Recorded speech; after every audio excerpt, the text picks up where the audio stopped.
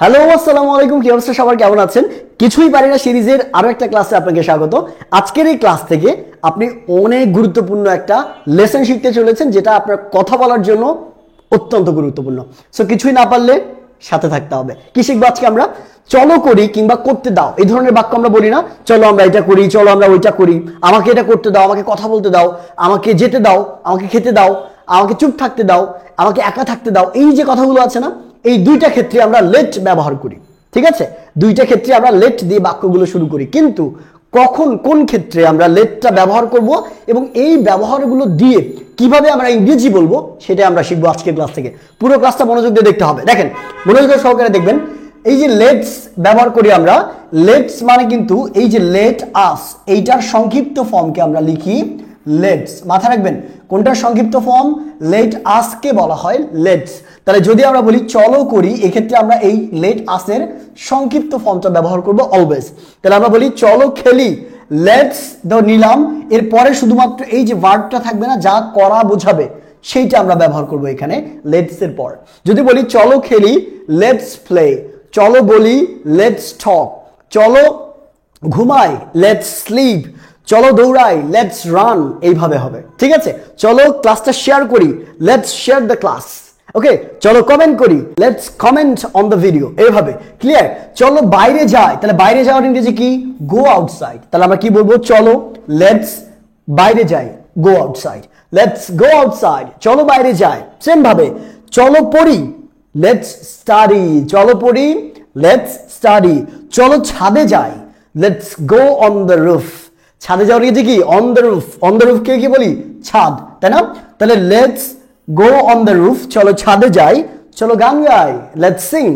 Let's sing a song, অথবা let's sing বললেও কিন্তু হবে, কোনো সমস্যা নাই। Let's sing. এবার দেখেন, কখন আমরা লেটকে করতে দাও অর্থে ব্যবহার করব। এটার দুইটা হতে পারে। একটা হচ্ছে এখানে দেখেন, লেটস মানে কি? লেটস মানে হচ্ছে লেট আসকে সংক্ষিপ্ত আকারে আমরা লেটস বলে থাকি। তাহলে লেটের পর আস থাকলে, লেটের পর আস যদি সংক্ষিপ্ত রূপে থাকে, তখন আমরা চলো করি, চলো বলি, চলো খেলি, চলো শুনি, এরকম অর্থ দেয়। কিন্তু লেটের পর যদি অন্য কোনো অবজেক্ট থাকে, যেমন মি থাকে, দেম থাকে, ঠিক আছে, হিম থাকে, এরকম লেটের পর যদি অন্য কোনো অবজেক্ট থাকে, তখন সেটার অর্থ দেয় হচ্ছে করতে দাও। তাকে করতে দাও, আমাকে করতে দাও, তোমাকে করতে দাও, মাকে করতে দাও, এইভাবে বাক্যগুলো আসে। কিরকম দেখেন, আমাকে কাজ করতে দাও, তাহলে আমরা কি বলবো? করতে দেওয়ার ইংরেজি কি? লেট। করতে দেওয়ার ইংরেজি কি? লেট। কাকে করতে দেওয়ার কথা বলা আছে? আমাকে, তাহলে লেট মি। ঠিক আছে, লেট মি ওয়ার্ক। এখানে দুই ভাবে বলা যেতে পারে, একটা হচ্ছে লেট মি ওয়ার্ক, আর একটা হচ্ছে let me do the work. দুইটা কিন্তু একই অর্থ দেয়, আমাকে কাজ করতে দাও। তাকে খেলতে দাও, লেট হিম প্লে। এই যে তাকে বলা আছে না, এই জন্য হিম, তাহলে লেট হিম প্লে। মনিকে বিশ্রাম করতে দাও, বিশ্রাম করার ইংরেজি কি? রেস্ট। আমি জানি আপনারা পারেন এই যে ছোটখাটো শব্দগুলো, এগুলো কিন্তু আমরা সবাই জানি। তার মানে মোটামুটি ইংরেজি বলার জন্য যে শব্দ দরকার, এগুলো অলরেডি আমরা জানি, শুধুমাত্র অভ্যাসটা নয়, আমাদের দরকারের সময় মুখে আসে না। বাক্য বানাতে যাবেন, তখন দেখবেন আপনার মাথার মধ্যে আসতেছে না এই শব্দটা। এই অভ্যাসটা করতে হবে। ঠিক আছে, দেখেন, মনিকে বিশ্রাম করতে দাও, লেট মনি রেস্ট। তাহলে কি বলা আছে? মনিকে, যে যাকে বলা হবে, যে তাকে, আমাকে, এইটা আমরা বসাবো লেটের পর। ঠিক আছে, যদি আমরা বলতাম লিমনকে বিশ্রাম করতে যাও, তাহলে হবে লেট লিমন। যদি আপনাকে বলতাম, তাহলে হবে লেট ইউ। যদি মাকে বলতাম, তাহলে লেট মাদার, এরকম হতো। ঠিক আছে, যেমন আমাদেরকে অপেক্ষা করতে দাও, তাহলে কি হবে? আমাদেরকে বলা আছে let us wait. Let us wait. আচ্ছা, তাদেরকে বসতে দাও, লেট দেম সিট। তাদেরকে বসতে দাও, লেট দেম সিট। এখানে একটা কনফিউশন আপনাদের ক্রিয়েট হতে পারে। আমি বললাম যে লেটস মানে হচ্ছে লেট আসের সংক্ষিপ্ত ফর্ম।